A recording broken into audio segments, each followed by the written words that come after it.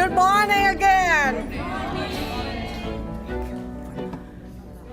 Okay, so welcome to the Worcester Senior Center Community Garden Appreciation Lunch.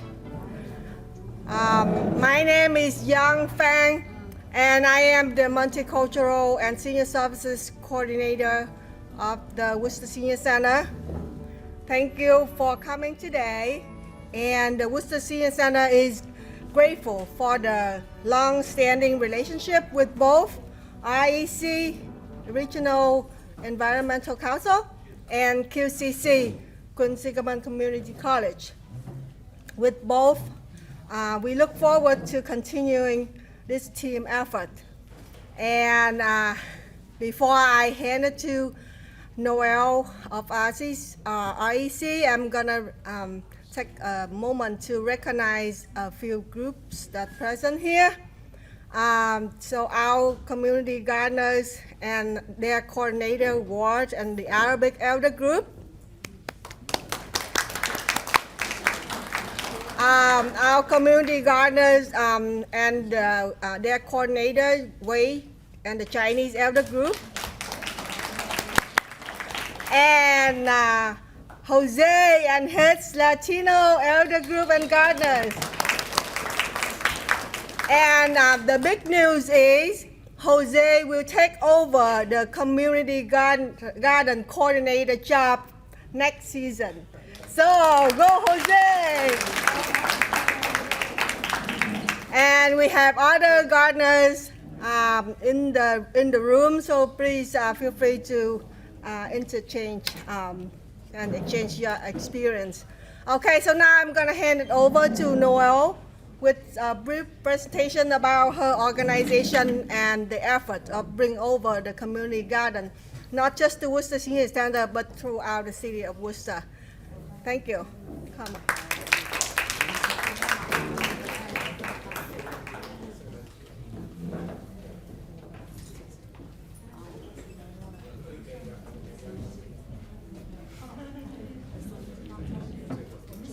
Okay, can you hear me? Thank you, Young. As Young said, my name is Noelle. I work for the Regional Environmental Council, or REC for short, and I'm the Community Gardens Coordinator. So I help with gardens like this one, and we have a bunch throughout the city. A lot of people are a part of our network, but they don't necessarily know what else we do as the REC. So I have a slideshow over here, and I'll just talk a little bit about what we do. So our mission is, as it says, to bring people together to create just communities in Worcester and to build an equitable food system. So to us, that means that everybody in Worcester, no matter your socioeconomic background, your, where you come from, that you deserve access to healthy food, healthy local food. So that's what we do. And how do we do that? There's so many different ways to go about this, but we do it through a number of programs. So before I get into those, again, our mission is stated there, and we've been around for about 50 years. So originally started as more so environmental justice focused, thinking about lead abatement. The organization actually started with a number of folks in Worcester that wanted to stop one of the local landfills from being built. So just, a number of community members coming together to try to help the community.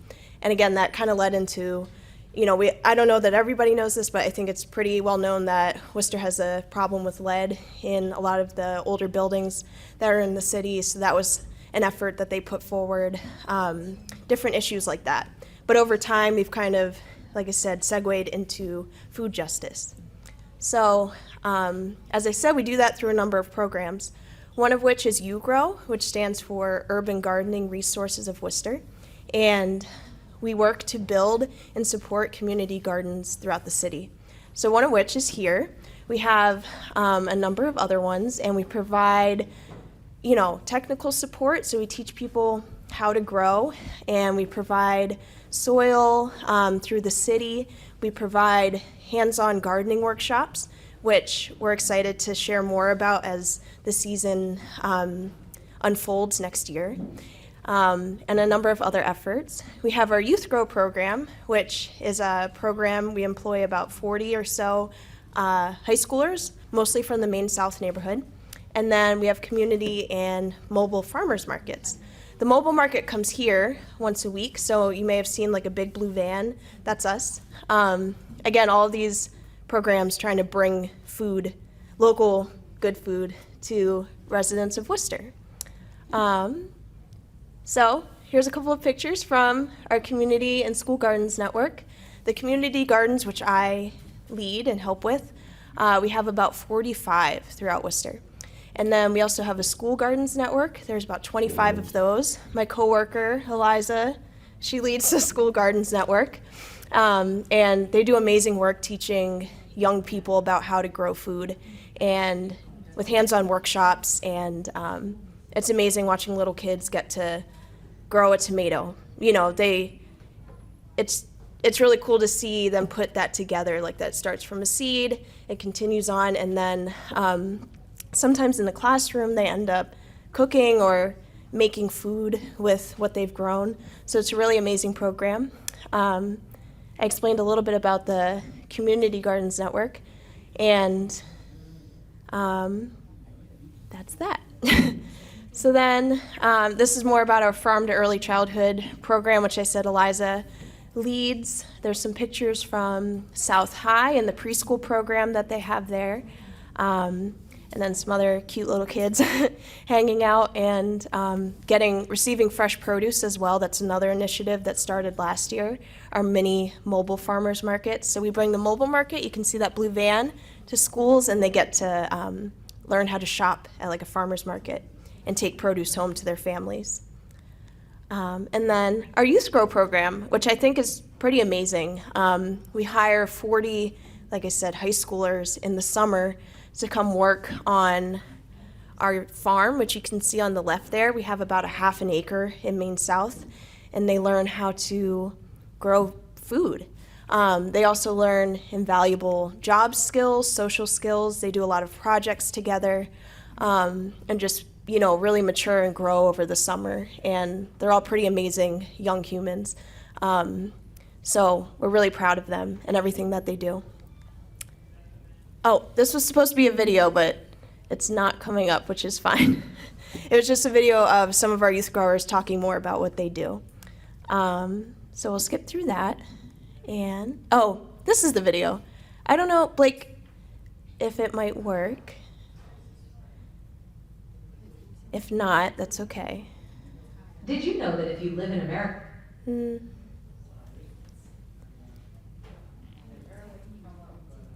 Okay.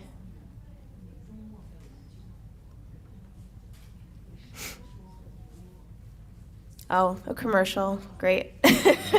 Okay, we can skip through the... You'll be able to get a complete solar system from our government. Hi, I'm Jolena. And I'm Rich Love, and we're both youth growers, and what we do is during the summertime, we'll come here and then we'll grow fresh fruits and vegetables. We wanted to show you some of the vegetables and fruits that we grow here on the farm. So at the farm, we grow different types of leafy greens, and here we have Swiss chards, 2 different types of kale, and then we have our collards over there. And vegetables are good for your body. It keeps you healthy, keeps you away from any type of sickness, and then also so you don't have to go to the doctors often. This is how you harvest kale.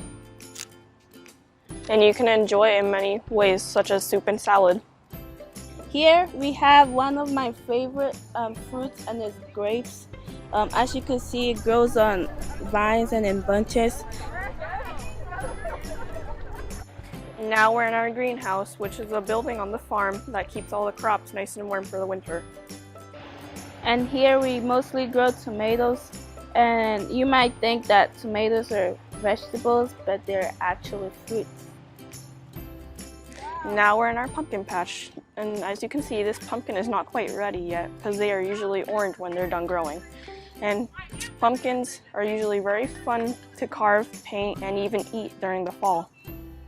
Thank you so much for visiting our farm today and learning about the different produce we grow here. And don't forget to keep eating all your fruits and vegetables. Bye. Bye.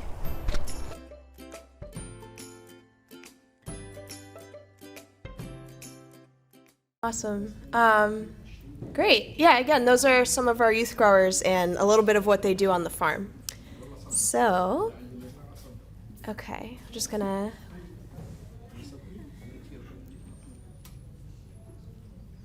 Okay. Awesome. Thank you, Blake. I'll try to. There we go. And some of the produce that's grown on the farm is sold at our farmers markets. So we have two, more traditional standing farmers markets. One is in Maine South. The other one is at Beaver Brook. That market's been around for a long time, but the REC took it over maybe 20 or so years ago. And then we also have our mobile farmers market, which is a pretty big endeavor. The mobile market travels all over Worcester, and currently I think there are about 16 stops that it makes. And the point being, not everyone is able to get to the farmer's market otherwise, or not everyone is able to get to the grocery store easily for whatever reason, so we want to bring these foods to you. And all of our markets are heavily, we really want to support those that use SNAP or EBT or, any other economic assistance programs, again, because sometimes this type of food isn't available easily for those using those types of payments. So we really want to support folks that need that assistance. And there's some cute farmers market customers on the right. I have come to know them very well. Okay. And the newest program through Massachusetts is the Healthy Incentives Program, which really has kind of grown our markets and helped to foster better sales for local farmers. And so that was a huge, a strengthening program for Massachusetts. And we really support the Healthy Incentives Program. It allows folks that use EBT or SNAP to stretch their dollars at the farmer's market. So we're a big fan of that. And if anything you've heard today appeals to you, we have different ways to get involved. We have drop-in volunteer hours at our farm.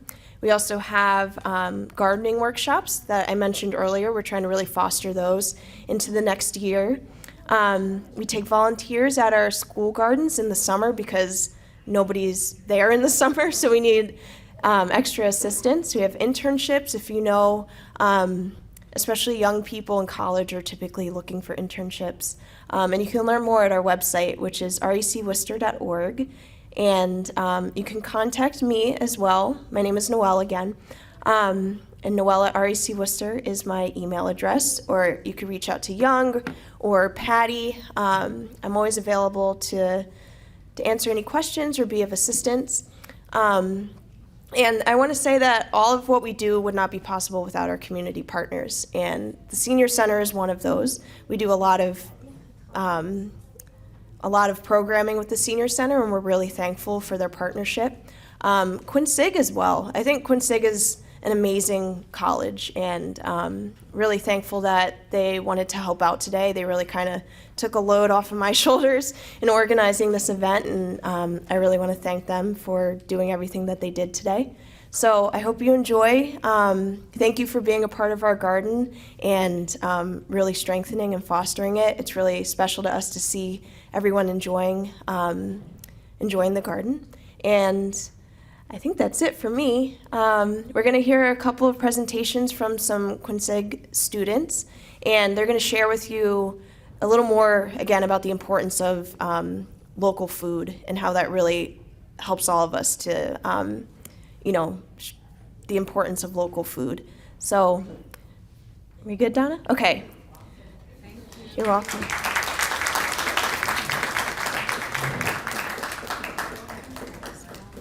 Testing. Okay.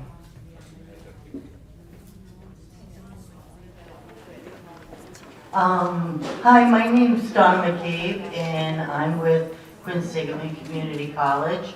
I'm filling in last minute for Pat Hutchinson, who recently taught the class, Farm to Table.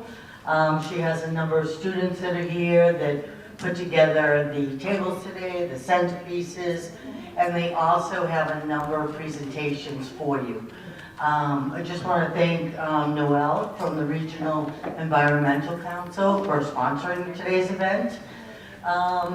Just so you know, these green items in front of you here that are all wrote up, you can go ahead and pull them out, and that's going to give you the menu for today's food items. A lot of the food items today are locally sourced in partnerships with some of the farms in the area. Thus, Farm to Table, right, the course that they just took. So that will give you an idea of some of the partners that these students have been working with, and also what you're going to be eating today and some of the local products in it, okay? Okay, so we're going to keep the mic up here so you don't have to go back and forth looking that way. And we're going to begin our presentations with Dan. So Dan, I'm going to have you come up.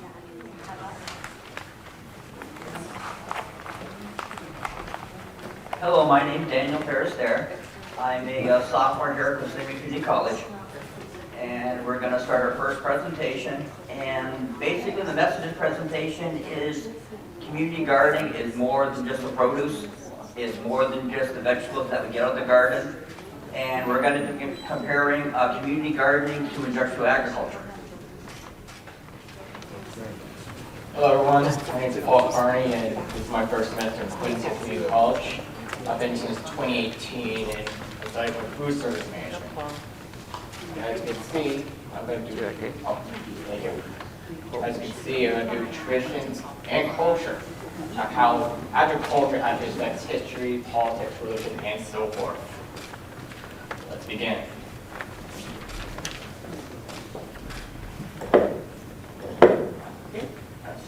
Introduction. Since after World War II, the United States had drastically changed its methods of food production. Due to the increase in foreign and domestic demographic trends and urbanization from agricultural communities, America has transformed into an industrialized powerhouse for food production. The cultural traditions for America's past, the agricultural-based civilization, is projected to further decline in future generations. If the modern trend continues with minimum employment for the farming class, this could create conditions with a poor quality of life. This leads to the question, how can we, the people, with public interest for sustainability and a focus on improving agriculture to make sure there are efficient food supply in the years to come? My solution, you may ask, leads to this. These revolutionary methods has, however, isolated the general population of Americans for the efficient source and understanding the methods needed to produce these essential materials. With regard to food supply, without the direct connections of natural agricultural methods and the dependency of obtaining food from remote producers, this reduces an absence and concern over food supply and maintain this critical resource. Thus, using the internet and other mass communication resources to highlight this issue, which leads to one benefits. The development of the industrialized society does come with its advantages to combat the above problem.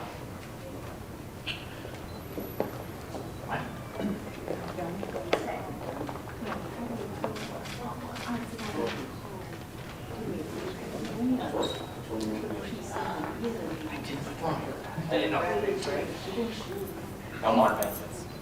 More benefits. Yeah.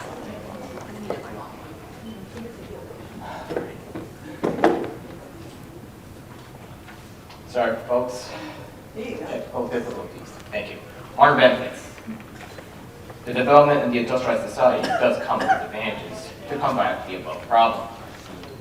We have a society who is well connected with shared information and readily available resources. Draw attention to the concern that concerns most. With a great educated population, we will have a better ability to put in place countermeasures. independent research. From my research, I have discovered many have begun to face this challenge of reproductive gardening. Many have proved the social issues stemming from unequal food supply for low-income communities. Current practices for this movement were followed in the practices of urban gardening. Organizations and websites like the HECA, American Garden Community Organizations, USDA, and Organic Authority are expected awareness and resourceful advice for ambitious urban gardeners throughout the U.S. and Canada. According to the website Organic Authority, they say that in reference to this USDA study, they stated about 15% of the world's food supply is now grown in urban centers, and the trend is forecast to increase as the world's production is expected to become even more urban dwelling. Whatever via tiny backyard plots, community gardening in city parks, guerrilla gardening on vacant lots, indoor hanging gardens, rooftop growing, vertical gardening, and more, urban farming is a thing now, which stated on October 22nd, 2018. We, the home gardeners, must convince the whole nation to revive the interest in practicing agriculture. By doing that, we will bring up the social issue in which the public vibrates. Additionally, I feel the farm will further improve the food supply. The benefits are like less waste, material reuse, hydroponic/indoor gardening, and growing plants of high nutritional value, which require less space and short growing time. Which leads to my favorite, hydroponic gardening. Which hydroponic, or water lever in Greek, is defined as the growing of plants and nutrient solutions with or without any reed soil to provide mechanical support, stated on Merriam-Webster's dictionary on the 21st of 2nd of this year. Continuing the topic of independent research, hydroponic gardening is all the rage for our fast-growing civilization. More than ever, American households and third-party industries are building their own indoor gardens as proper assets for public and private sectors. Which leads to the summary. It is not clear what's going to happen in the next 50 years, nor our practices in agriculture. Every day, we are adapting from a fast-changing world, focusing on the present moment. Learning from our past struggles and successful ambitions passing down to our agriculture ancestors. We, the home gardeners, must honor the legacy for decades to come. Thank you very much, everybody.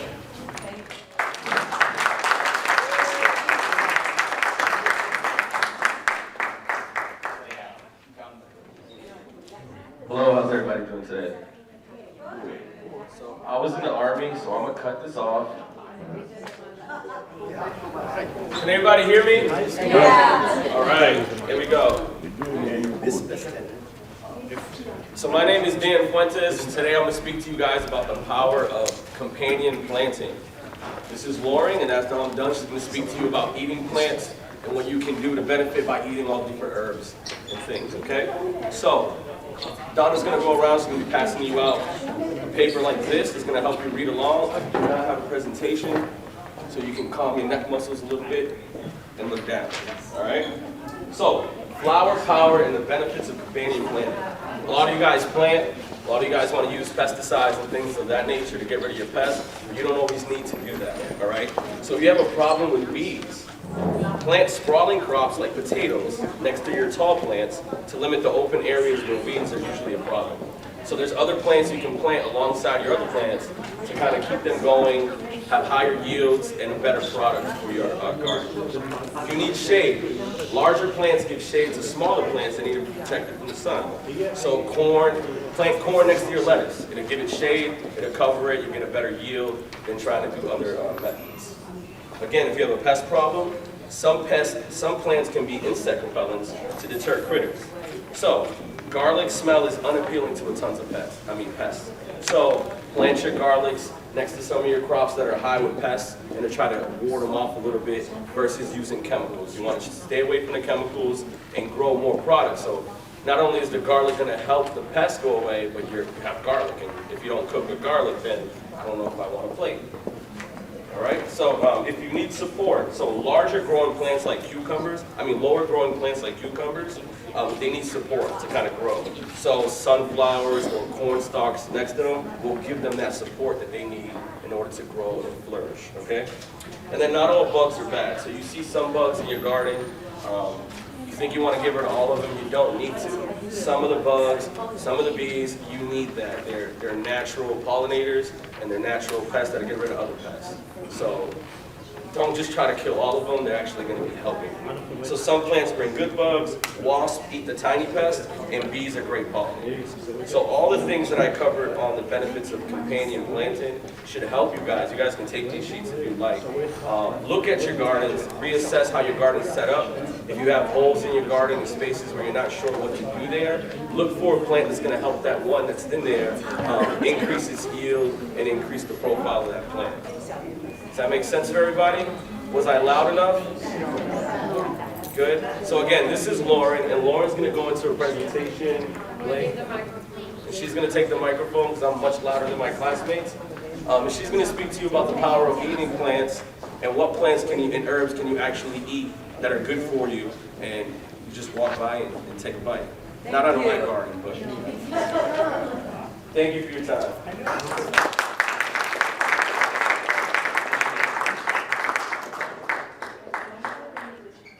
Good afternoon, my name is Lauren Young and I am giving you a presentation of benefits of consuming/eating plants. Well, not only just plants, but flowers too. Introduction to flower power. Most of the time when people are talking about eating healthy and having benefits, the first thing that they usually think of are just vegetables. However, what about the benefits,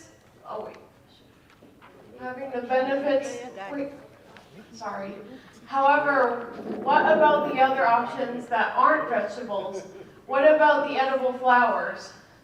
It may seem a bit weird at first, but there's more to flowers than just their beautiful colors and beautiful scent that we humans love to smell. It's not only about how good it's good for your health, but it will also show you where each flower grows, how to harvest it, and use that flower as a recipe. Sunflower seeds. Sunflower seeds grow in pretty much all of the states in the U.S. However, they also grow in Canada, northern Mexico, and Central America. In order to harvest sunflower seeds, you must wait for the flower to wilt. Then, once it does, use prunes and cut 1 foot from the flower head. Afterwards, you shake the seeds from the flower into a basket. Sunflower seeds are best known for heart health, lowering cholesterol, and high blood pressure. Sorry. Not only that, but it also helps support your immune system and contains high amounts of protein inside the seeds. For this flowers recipe, I've asked the chefs here to put a bowl of sunflower seeds, so that way you can have the option of putting sunflower seeds onto your salads. So you guys will get, when the salads come out, there should be a bowl of sunflower seeds. And if you guys would choose to, you can try them out, throw them onto your salad, and kind of just taste what it's like to eat them. We've all probably tasted sunflower seeds. These will come straight from the plant. They might be different than those ones usually seen in the package filled with salt. Cornflower. Even though cornflower originated from Europe, they've been cultivated and grown in North America. The seeds are harvested by waiting near the end of a full bloom. However, if you wait too long, it will dry and be taken from the wind. Cornflower can be made by both medicine and tea and can help treat fevers, constipation, and chest congestion. An easy way to make this flour into a recipe is cornflower tea that is very easy to make. So that's important for all you guys that have ailments. She talked about chest congestion, constipation, and fevers. Have a cornflower tea, see how it works for you, just like any herbal tea or the ginger teas. They have different health benefits. There's going to be more teas also coming up as well. English daisy. The English daisy is pretty much blooms everywhere considering it's a field weed. Daisies can be harvested as fresh or dried petals. Although you can eat an English daisy, you would get the most benefits from the tea. The tea can be used for treating coughs, bronchitis, disorder of the kidney and liver, and swelling. Wild daisy tea would be my best recommendation if you would like to try an English daisy. Or if you would like to try something different, just pluck one off of the petals and eat them there.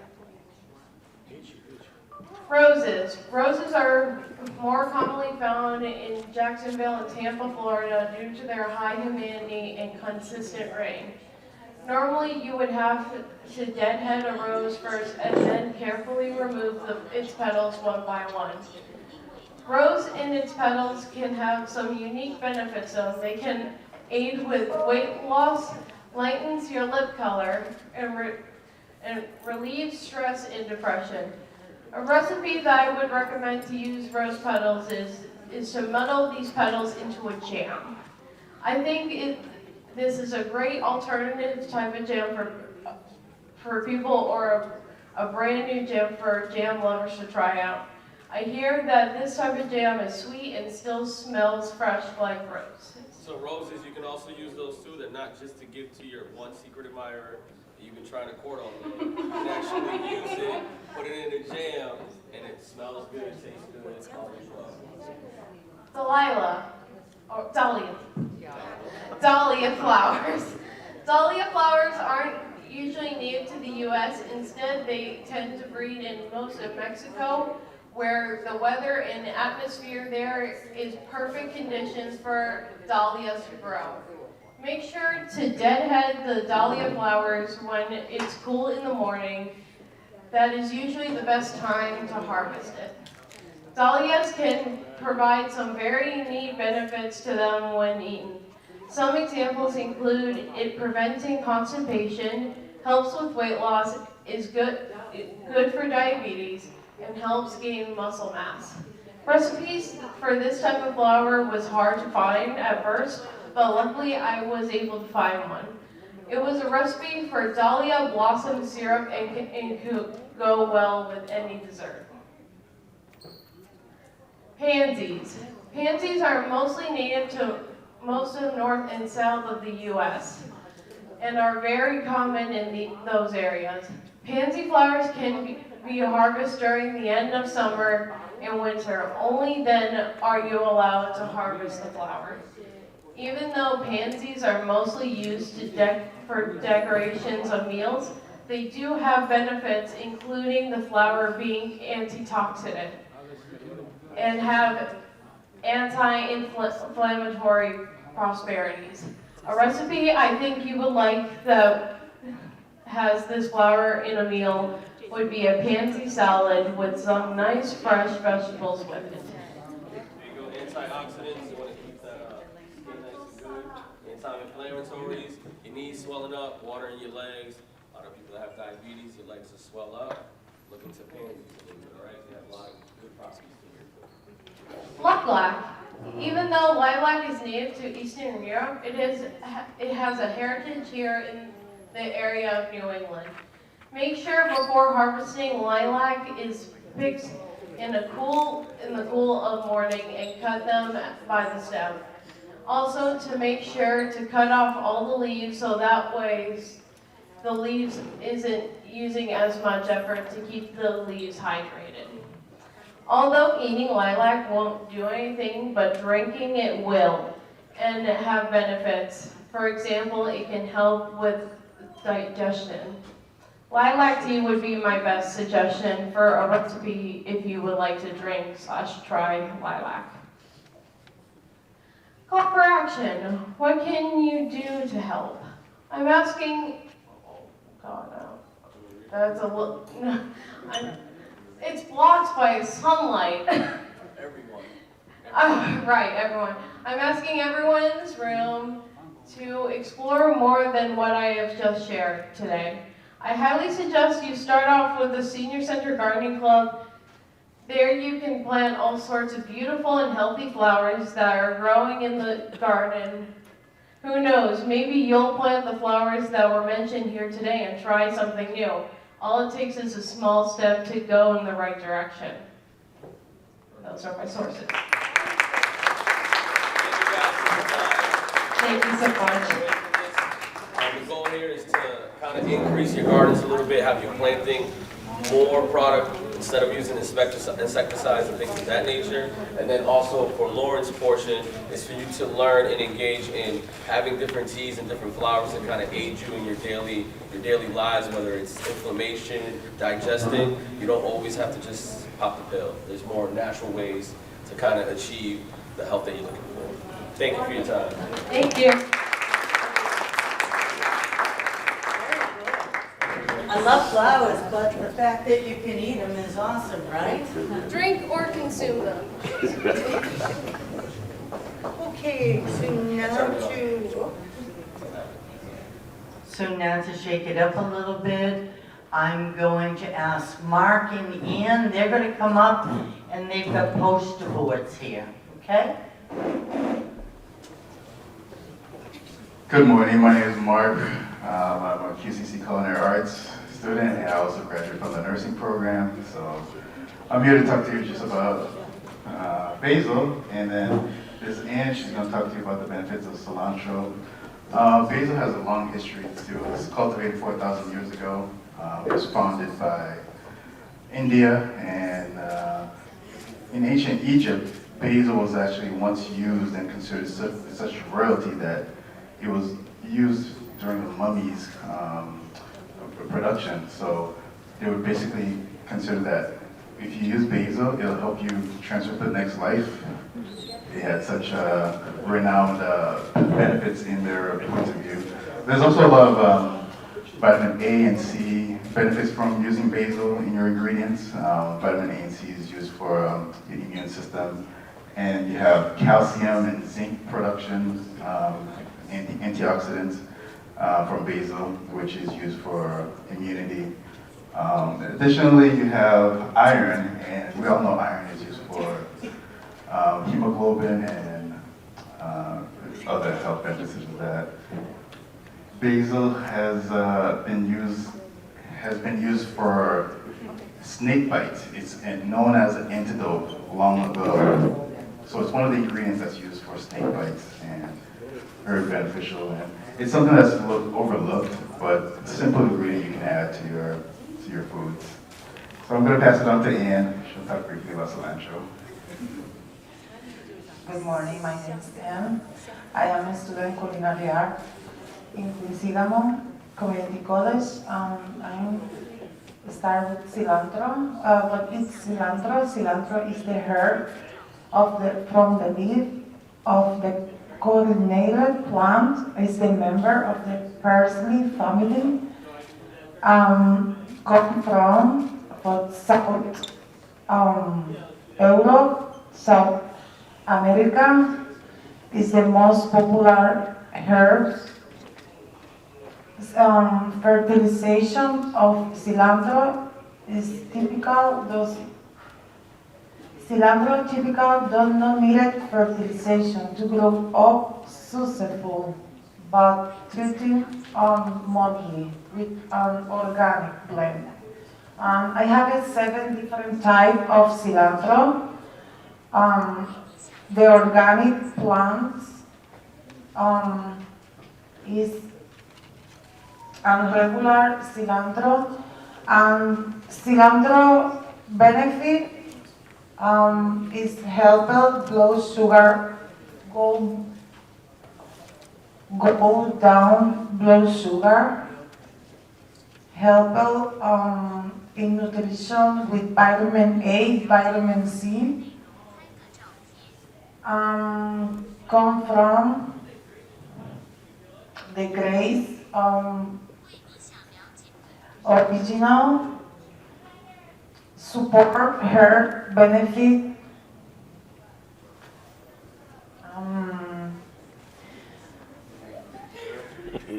Thank you very much. That's our presentation.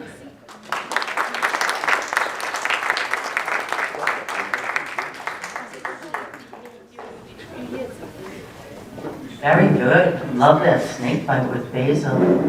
Okay, so next we have Abby and Nicole, and they're going to talk about some of the mental benefits that community gardening brings forth.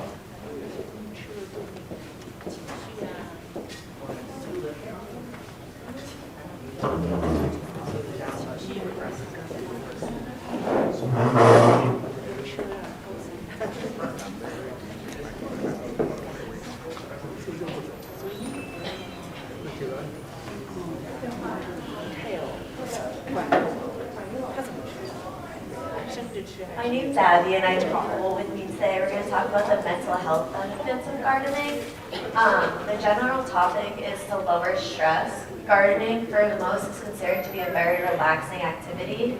A community garden where one can coexist with others would only add to the benefits. It is to improve self-esteem. Gardening can help improve one's self-esteem by focusing your attention on the immediate tasks and details of gardening. Can reduce negative thoughts and feelings. It can help you feel better in the moment. You can develop a growth mindset. Part of gardening is realizing not everything is going to come out perfect. Gardening tends to be a lot of trial and error.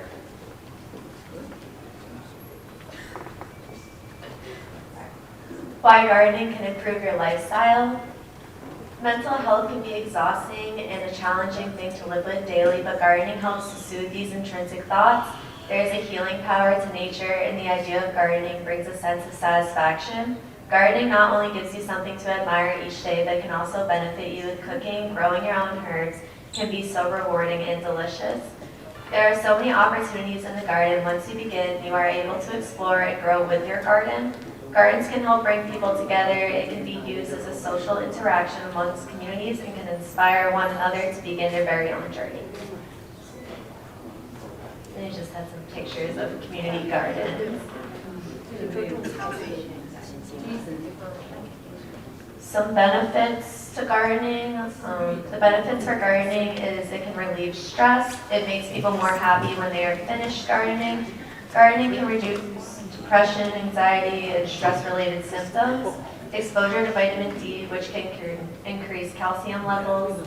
Enjoyable aerobic exercises. It can help improve muscle movement and can build self-esteem and has mood-boosting benefits.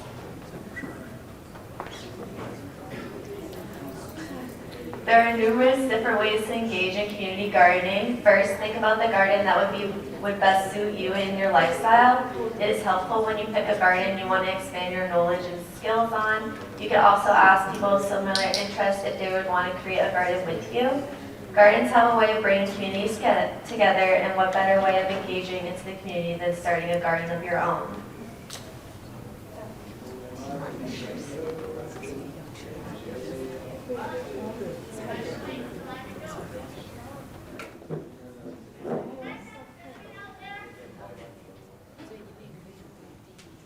As Worcester County Sheriff, I promised we'd end the culture of patriot and politics in the jail, and we did it.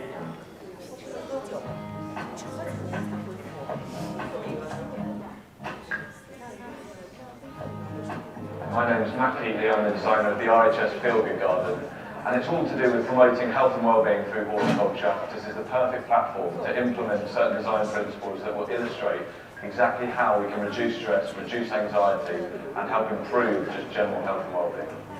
Really, we want the world to know more about how gardening is great for you, and whether it's for physical health of actually getting out there in the fresh air and gardening and enjoying these beautiful plants, or it's for mental health, that when you come home from work and you're feeling stressed, you can just come out to this beautiful quiet area.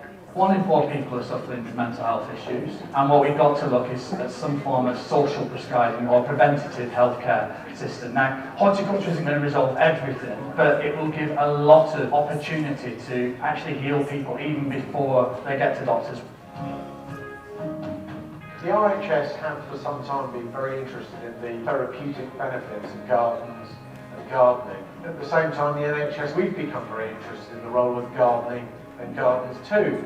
So in this 70th year of the NHS, we've just come together and we've planned out what we can do collaboratively, looking at the idea that Matt Keithley might be able to design a garden that could be given to a mental health trust. We were looking for a designer that we knew and understood the way people respond to plants. And I said, I really want a young designer who has an open mind to work with a scientist, which is quite tricky at times because I'm very structured, empirical, and the art's very creative. But when you bring it together, it creates a real strength.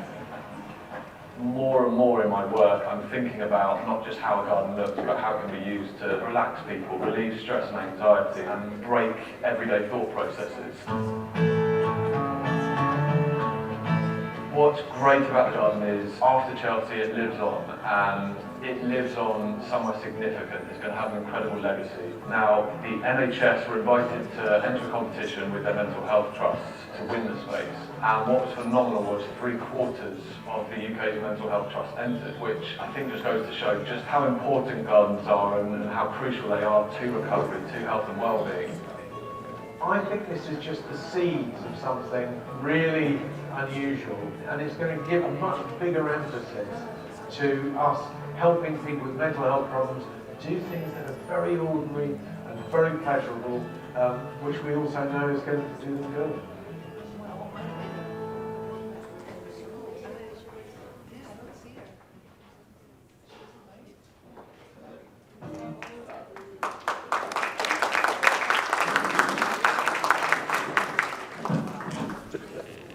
Excellent job. Okay, and now we have the man behind the scenes, the gentleman that's doing all the technical work. Blake and Dan are going to talk about the fitness and the benefits with that with community gardening. So I'm Blake, obviously. I've been the one making sure everything's running smoothly, so we'll hope that this one does too. We'll be telling you about how gardening can help your physical wellness after that nice thing about mental wellness.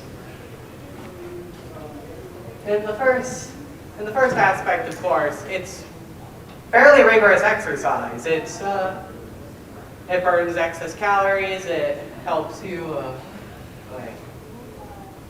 All my head's been filled with tech right now. It helps sculpt muscle, and it's a full body workout for people who need it, basically. I don't know if this is on. Testing, testing. Okay, yeah. I'll give this to Dave. I can make my voice hear. Anyway, sorry about that. Regardless, it helps basically build up muscle in order to keep you healthy for a bit longer. It also has nutritional benefits in the factor of gardening in general will oftentimes put you out in the sun, of course. So that increases your intake of vitamin D, which can actually help improve mood, and it can help improve mood and reduce the chances of certain mental illnesses, which of course we've probably touched upon in the last one.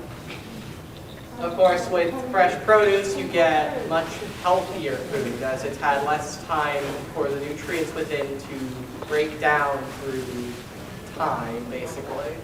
Because some nutrients are much more volatile than others, and so they cannot maintain themselves in a stable form for very long.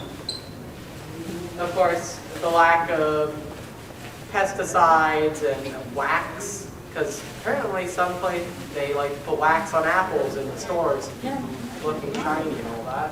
So you're not going to find that with most forms of grown apples or fruits.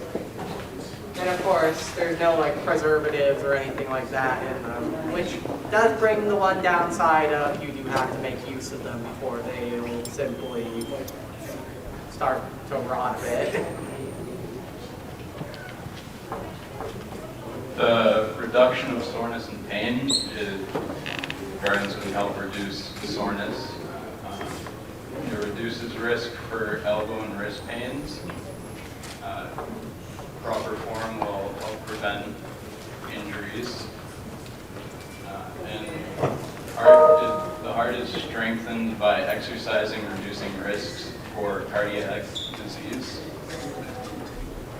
And that's actually all she wrote for us, really, because it's not a very long thing, but it's fairly simplistic. It's fairly simple, the benefits, but they have a lot of value in them. So thank you for listening.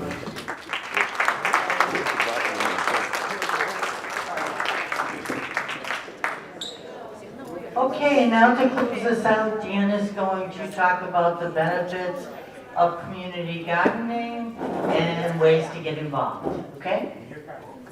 Okay, my name is Daniel again. Multiple benefits of community gardening. As you can see, it brings cultures together.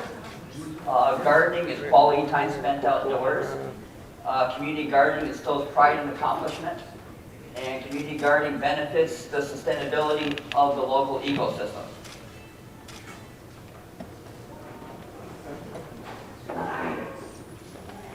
Okay, community gardening brings cultures together. It's basically, it's like the Facebook, but in real life. It's everybody can get together, no matter where they come from, who they are, different age groups, different cultures, different races, and their one concept is we're gonna do a garden.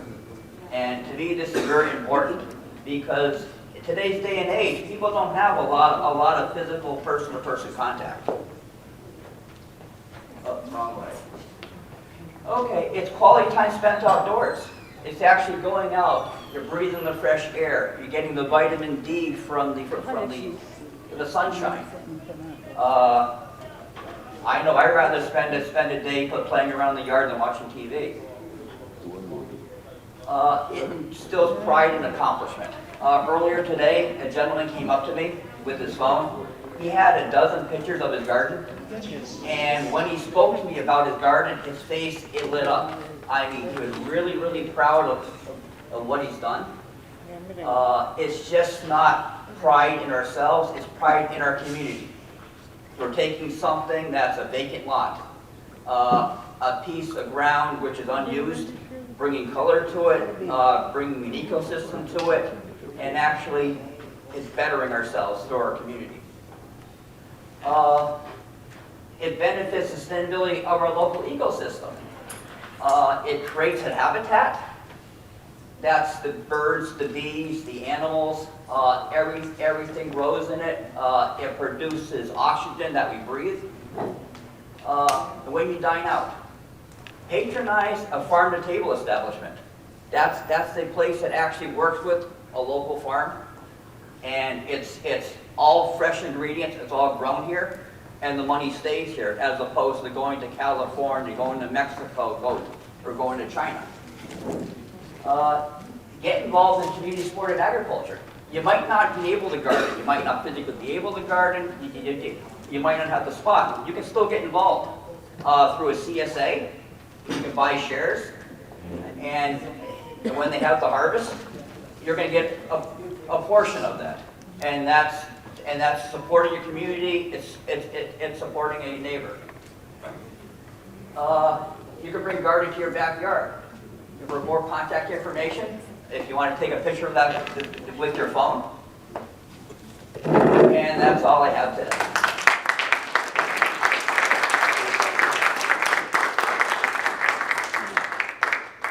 All right, it's me again. So on behalf of my classmates and QCC, we want to thank everybody for coming out today, participating, opening your ears and your eyes to some of the information that we try to put out for you guys. It's a lot of information that we did give you, so hopefully you took something out of it positive you can take back to your communities, back to your gardens, and kind of add to that ecosystem that Dan was speaking about. I'd like to thank the REC for hosting and sponsoring this event. For those of you that are ready to eat, so are we. Those of you that ordered vegan salads, those will be the first ones to come out. So once she opens up the window, I'm sure the ones that ordered vegan salad can go out and get theirs. And then the rest of the salads for the rest of the people to come out. Then the food to come out, we'll eat, laugh,